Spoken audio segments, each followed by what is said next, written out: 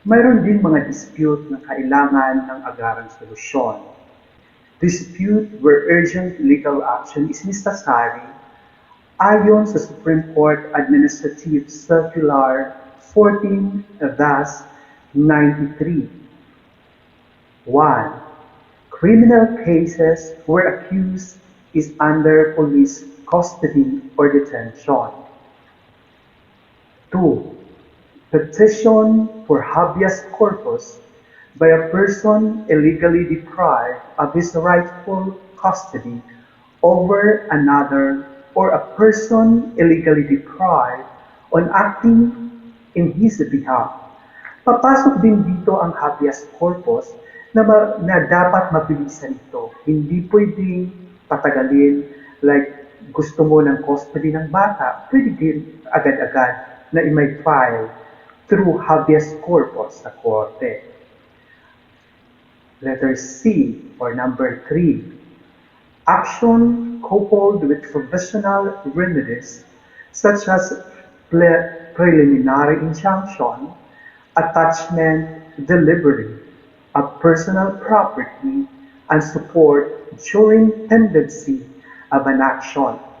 Halimbawa, humihingi ka ng suporta sa iyong anak, para sa iyong anak, ito'y kailangan ng mga attachment or injunction.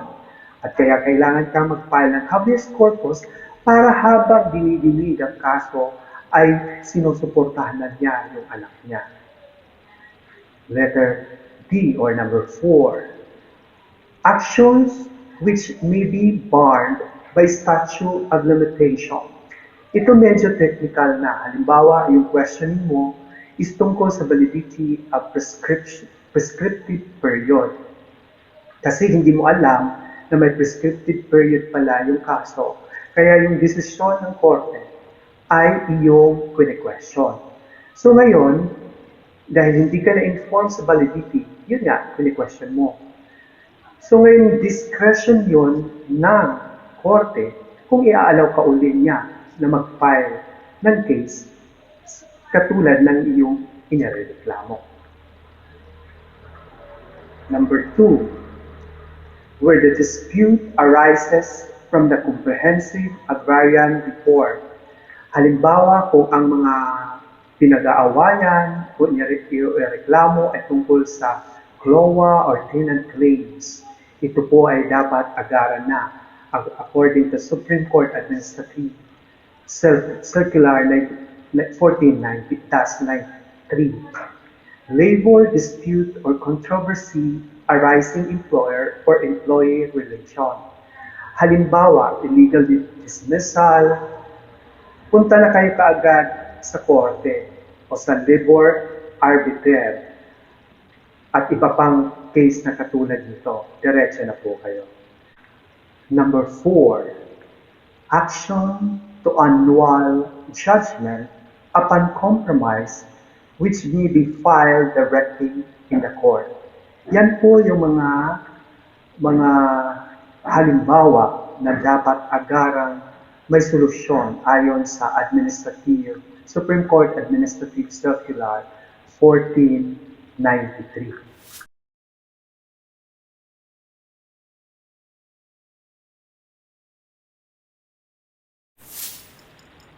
What is katarungang pambarangay? Ang katarungang pambarangay is a system for amicable settlement of dispute of barangay. It is an out-of-court resolution of conflict by the community member themselves under the guidance of the ulong barangay or pulong barangay, and without intervention of legal counsel and representative. Who is the chairman of the Lupon? The punong barangay is the chairman of the Lupon. How many members are there? According to the revised Katarungan Pambarangay Law, the Lupon is composed of the punong barangay and 10 to 20 members, and the Lupon shall be constituted every 3 years and every 3 years. What are the qualifications of Lupon member?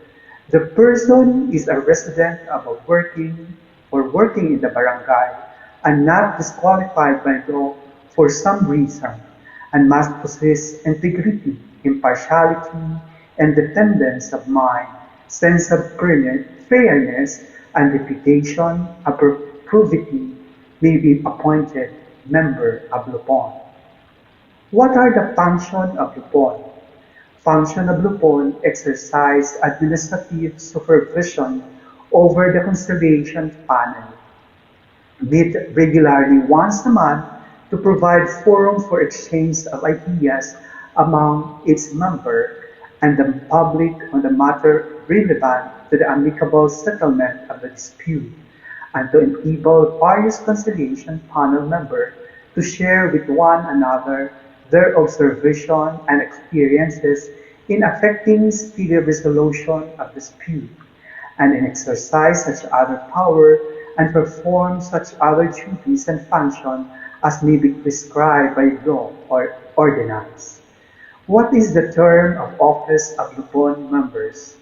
Lupon members shall hold office until a Lupon is constituted on the third year following their appointment, unless the term of any of the Lupon member is sooner terminated by resignation, transfer of residence or place of work, or withdrawal of appointment by the punong barangay with the concurrence of the majority of the member of the Lupon. Are Lupon member entitled to compensation? They serve without compensation except for certain honoraria, allowance, and other emoluments as authorized by law or barangay, municipal, or city ordinance. How much is the filing fee? Minimum of 5 pesos, nor more than 20 pesos. What disputes and offenses covered by Katarungang Pambarangay? Almost all civil dispute and every criminal offenses punishable by imprisonment not exceeding 1 year or a fine not exceeding 5,000 are subject to amicable settlement under the Katarungang Pambarangay, where parties involved are individuals who are residing in the same cities or municipalities. What dispute and offenses are not covered by the Katarungang Pambarangay? Under Section 408 of the Local Government Code enumerates the instances that is not subject to amicable settlement, where one party is the government or any subdivision or instrumentality thereof, where one party is a public officer or employee and the dispute relates to the pair offenses punishable by imprisonment exceeding 1 year of a fine of 5,000, and offenses where no private party or individual offended, like trafficking violation, jaywalking, vagrancy, sidewalk vending, mendicancy, and prostitution, where the dispute involves real property located in the different cities or municipalities under the parties thereof, to agree to submit their differences to amicable settlement by an appropriate Lupon. Dispute involving parties who are actually reside in barangay of different cities or municipality, except where such barangay units adjoins each other and the party thereof agree to submit their differences to amicable settlement by the appropriate Lupon. Such other classes of dispute which the President of the Philippines may determine in the interest of justice and upon the recommendation of Secretary of Justice. Can an individual file directly in court? Answer: no, unless personal confrontation of party has already taken place and resulted to a failure in the settlement of such case. What happened when a case outside the jurisdiction of the Katarungang Pambarangay is settled amicably at the barangay level? Answer: any settlement or arbitration on dispute not covered by the Katarungang pambarangay does not have the force and effect of a court judgment. They are merely private contracts and cannot be enforced through execution by the lupon or court. What is mediation? Answer. Mediation are the first process of settling a dispute under the Katarungang Pambarangay. It is performed by the punong barangay as lupon chairman who is given authority to summon the disputant for a face-to-face meeting beforehand for the purpose of expeditiously and amicably settling their differences.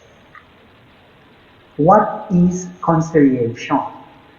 Conciliation is the extension of amicable settlement in the case of mediatory effort of the punong barangay did not result to reconciliation within the 15 days from the start of the proceeding.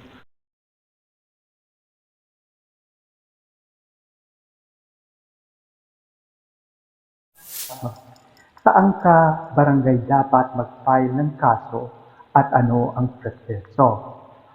What are the venues of action to file? 1. Kapag nakatira ka sa isang barangay, kung saan parehong barangay nyo, doon mo ipa-file ang kaso o reklamo mo. Pangalawa, kapag magkaiba ang barangay, ang rules dito ay kung saan nakatira ang nagrereklamo, doon siya magpa-file. Kung halimbawa naman, madami siyang nirereklamo at iba-iba ang barangay na kinasasakupan ng kanyang mga nirereklamo, siya po ay mamimili kung saan niya gusto mag-file. Pangatlo, kapag ang kaso ay may kinalapan sa lupa or property, dapat doon ka mag-file kung saan located yung property. Number 4, kapag ang kaso ay may kinalaman sa workplace or institution, dapat mag-file ka kung saan yung workplace mo or opisina or yung institusyon located.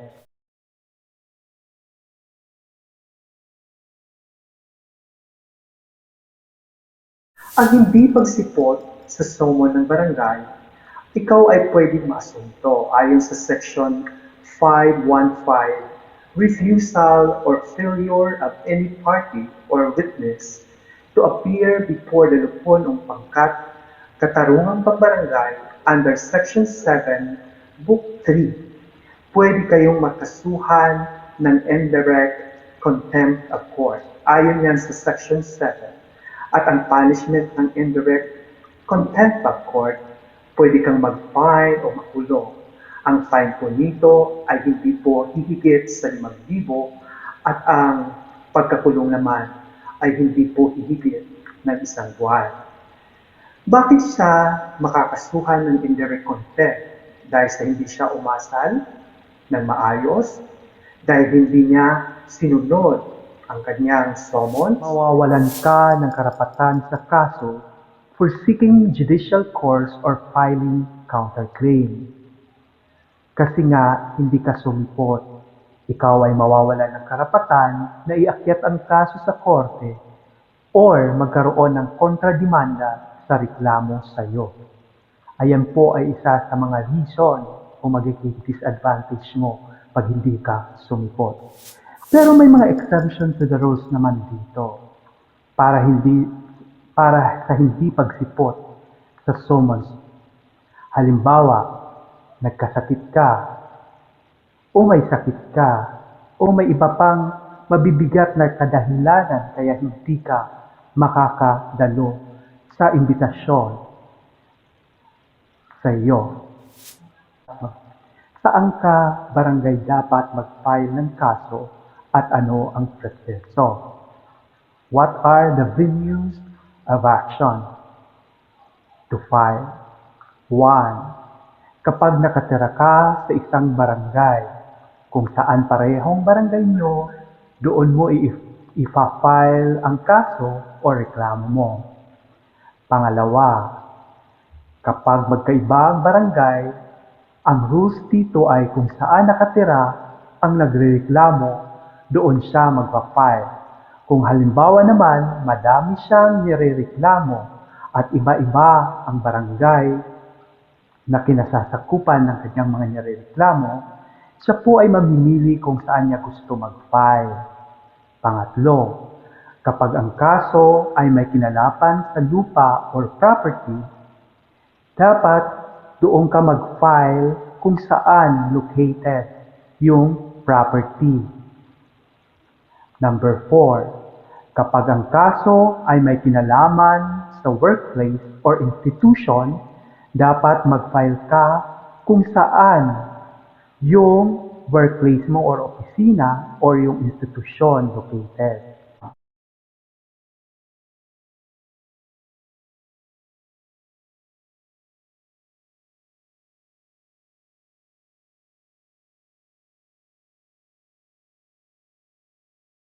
Pero may mga exception to the rules naman dito para sa hindi pagsipot sa summons. Halimbawa, nagkasakit ka, o may sakit ka, o may iba pang mabibigat na kadahilanan kaya hindi ka makakadalo sa imbitasyon sa iyo. Saan ka barangay dapat mag-file ng kaso at ano ang proseso? What are the venues of action to file? 1. Kapag nakatira ka sa isang barangay, kung saan parehong barangay nyo, doon mo ipa-file ang kaso o reklamo mo. Pangalawa, kapag magkaiba ang barangay, ang rules dito ay kung saan nakatira ang nagrereklamo, doon siya magpa-file. Kung halimbawa naman, madami siyang nirereklamo at iba-iba ang barangay na kinasasakupan ng kanyang mga nirereklamo, siya po ay mamimili kung saan niya gusto mag-file. Pangatlo, kapag ang kaso ay may kinalapan sa lupa or property, dapat doon ka mag-file kung saan located yung property. Number 4, kapag ang kaso ay may kinalaman sa workplace or institution, dapat mag-file ka kung saan yung workplace mo or opisina or yung institusyon located.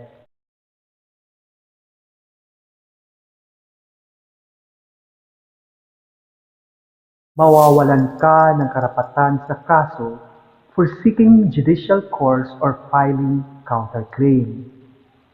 Kasi nga, hindi ka sumipot. Ikaw ay mawawalan ng karapatan na iakyat ang kaso sa korte or magkaroon ng kontrademanda sa reklamo sa iyo. Ayan po ay isa sa mga reason o magiging disadvantage mo pag hindi ka sumipot. Pero may mga exception to the rules naman dito para sa hindi pagsipot sa summons. Halimbawa, nagkasakit ka, o may sakit ka, o may iba pang mabibigat na kadahilanan kaya hindi ka makakadalo sa imbitasyon sa iyo. Saan ka barangay dapat mag-file ng kaso at ano ang proseso? What are the venues of action to file? 1. Kapag nakatira ka sa isang barangay, kung saan parehong barangay nyo, doon mo ipa-file ang kaso o reklamo mo. Pangalawa, kapag magkaiba ang barangay, ang rules dito ay kung saan nakatira ang nagrereklamo, doon siya magpa-file. Kung halimbawa naman, madami siyang nirereklamo at iba-iba ang barangay na kinasasakupan ng kanyang mga nirereklamo, siya po ay mamimili kung saan niya gusto mag-file. Pangatlo, kapag ang kaso ay may kinalapan sa lupa or property, dapat doon ka mag-file kung saan located yung property. Number 4, kapag ang kaso ay may kinalaman sa workplace or institution, dapat mag-file ka kung saan yung workplace mo or opisina or yung institusyon located.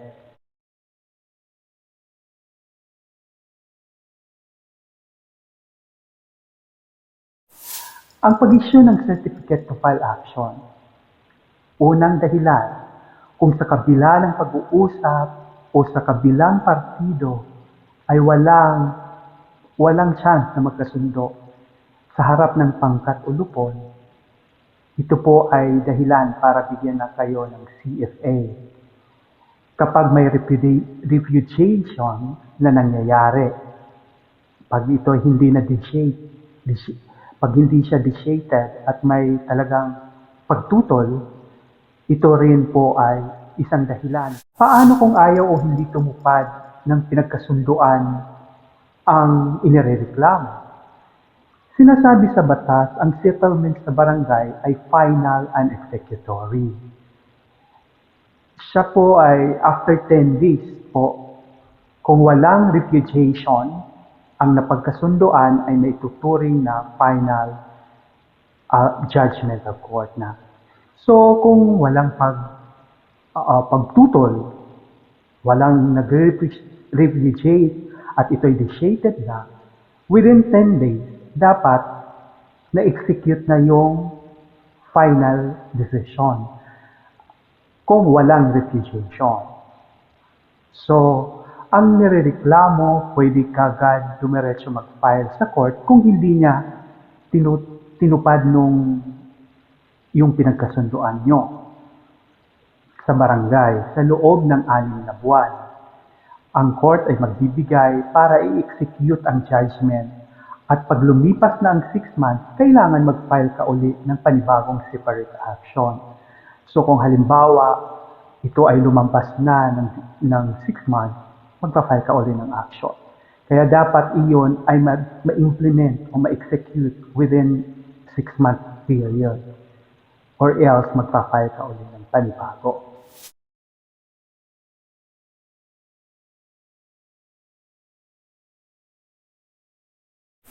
Ano ang layunin ng katarungang pambarangay?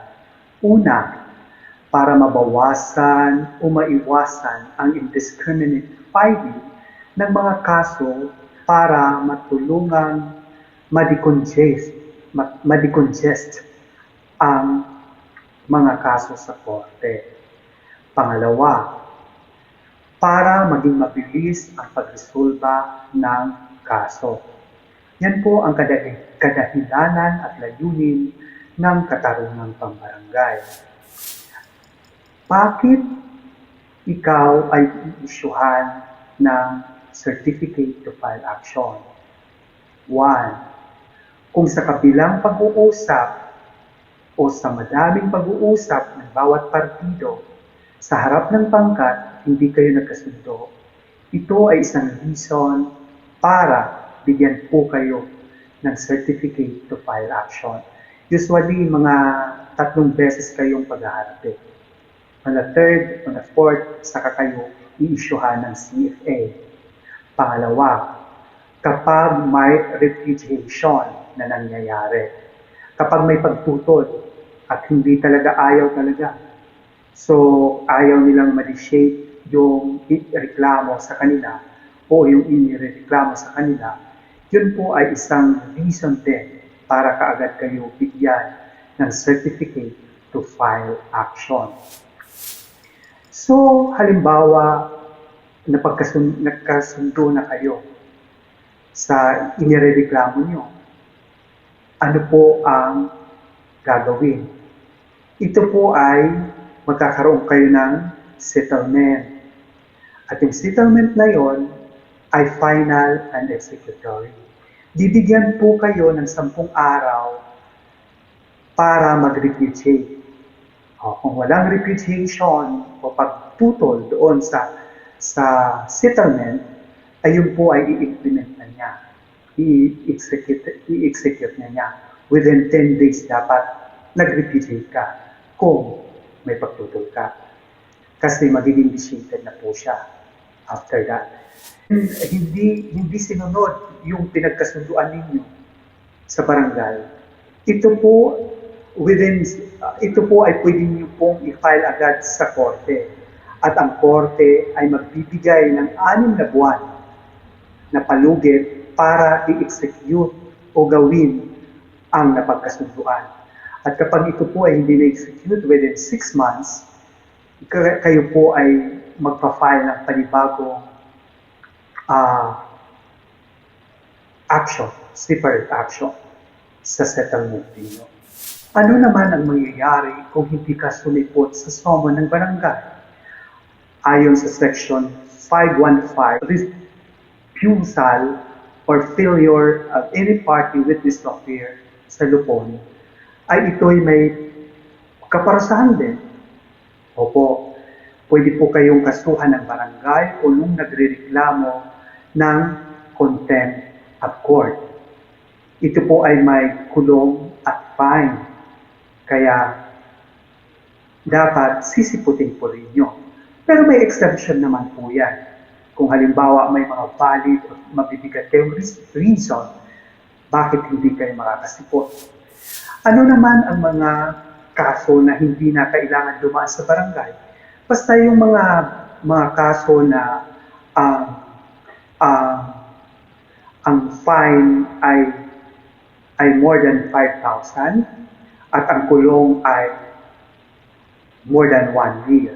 Yan po ay kailangan, yan po ay pwede na agad directly i-file sa court. Ito po ay i-discuss ko later on. Panoorin po ninyo habang sa dulo kasi ito pong intro ko ay binibigay ko lang yung point, yung summary of it.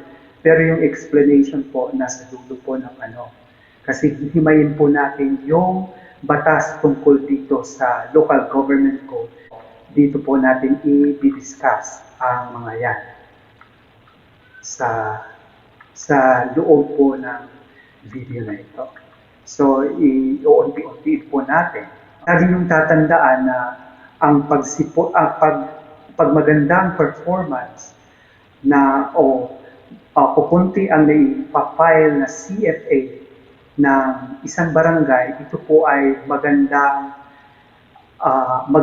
points kasi minomonitor po sila ng DILG. Pag madami pong reklamo o CFA na ibinibigay sila, ito po ay demerit ng isang barangay. So, usually, hanggat maaari ang gusto ng barangay, wala sila na i-issue na certificate to file action kasi nagiging maganda ang kanilang standing sa mata ng DILG. Kasi lahat po ng barangay ay minomonitor yan. So kung madaming nare-resolve sila sa barangay, the more na binibigyan sila na magagandang points ng DILG. Pero kung madami silang CFA na i-issue within a month or a year, ito po ay demerit sa kanila.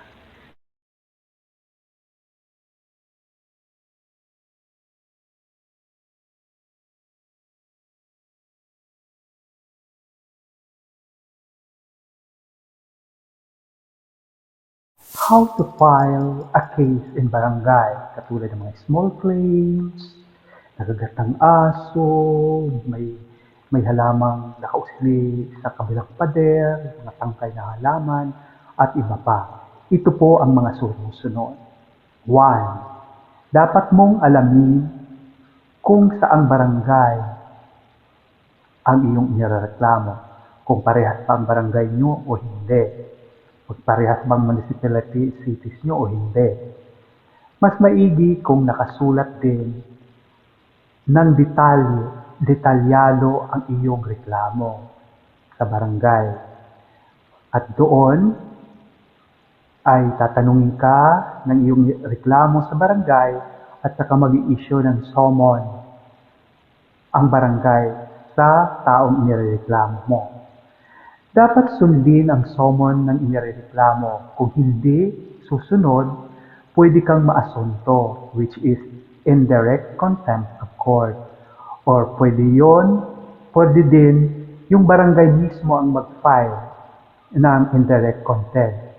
Pwede po ikaw ang mag-file ng indirect contempt o yung barangay kung hindi po susunod o sisipot yung isinomon na inireklamo mo para ipaliwanag ang kanyang panig.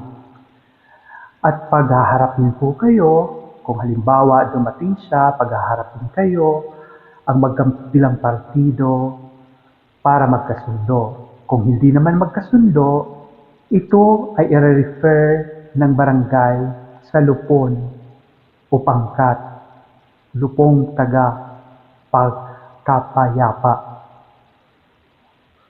At doon kayo po ay mamimili ng tatlong membro ng pangkat para maging tagapagkasundo nyo. At doon mag-uumpisa ang pagdinig at ito po ay usually 1, 2, 3 series ang hearing.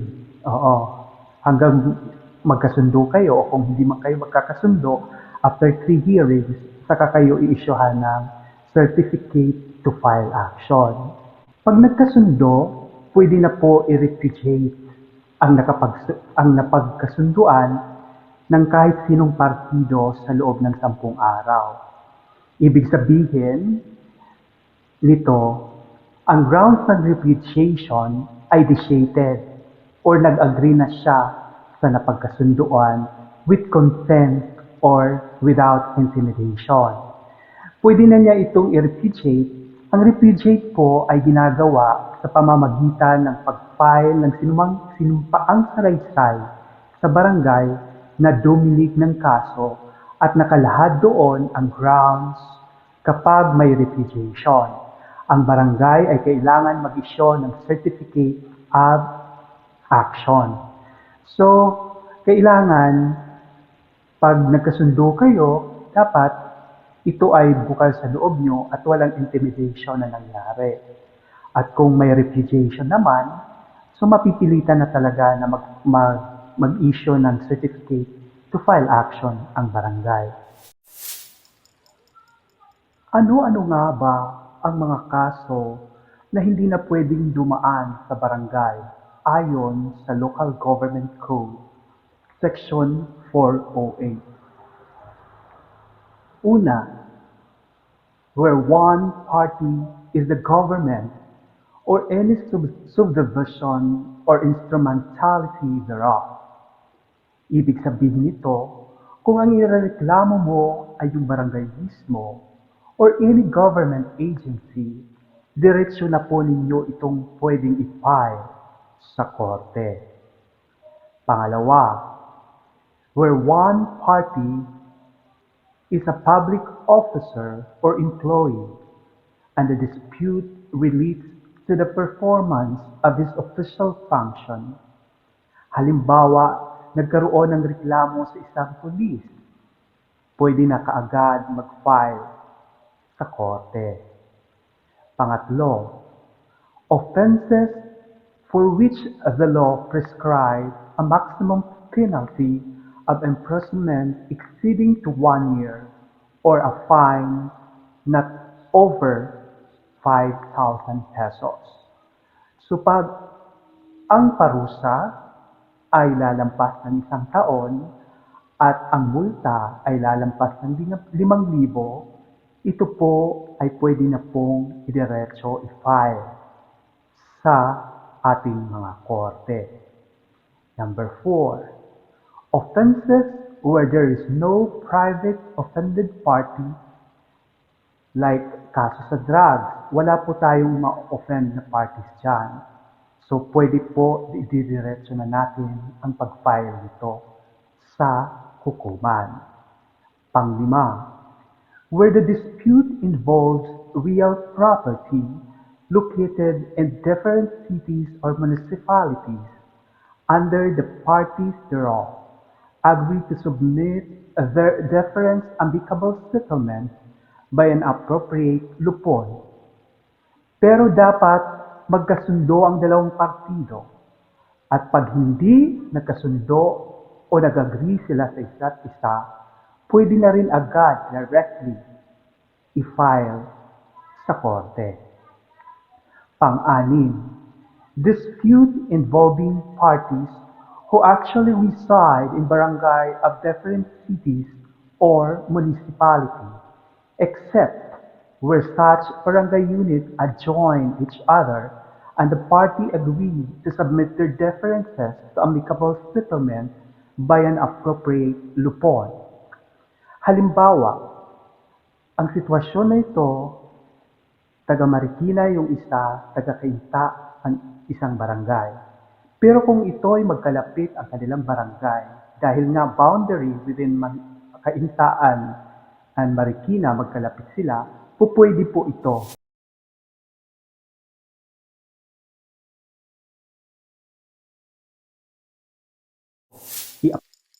Mayroon din mga dispute na kailangan ng agarang solusyon. Dispute where urgent legal action is necessary ayon sa Supreme Court Administrative Circular 14-93. 1. Criminal cases where accused is under police custody or detention. 2. Petition for habeas corpus by a person illegally deprived of his rightful custody over another or a person illegally deprived on acting in his behalf.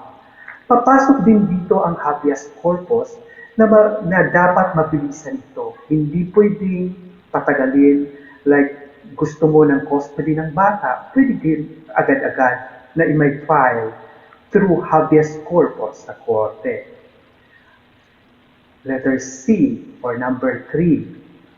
Action coupled with provisional remedies such as preliminary injunction, attachment, delivery of personal property, and support during pendency of an action.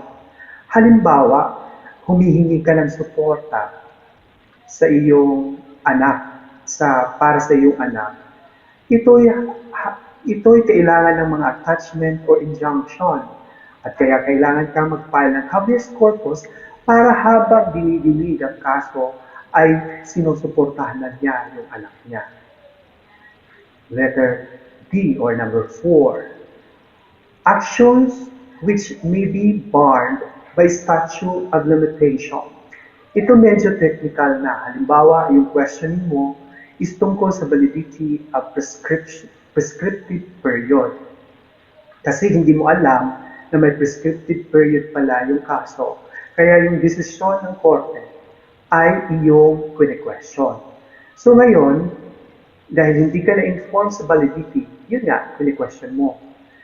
So ngayon, discretion yun ng korte kung iaalaw ka uli niya na mag-file ng case katulad ng iyong inireklamo. Number 2, where the dispute arises from the comprehensive agrarian report. Halimbawa, kung ang mga pinag-aawayan o inireklamo ay tungkol sa CLOA or tenant claims, ito po ay dapat agaran na according to Supreme Court Administrative Circular 14-93. Labor dispute or controversy arising employer or employee relation. Halimbawa, illegal dismissal, punta na kayo kaagad sa korte o sa labor arbiter at iba pang case na katulad nito. Diretso na po kayo. Number 4, action to annul judgment upon compromise which may be filed directly in the court. Yan po yung mga halimbawa na dapat agarang may solusyon ayon sa Supreme Court Administrative Circular 1493.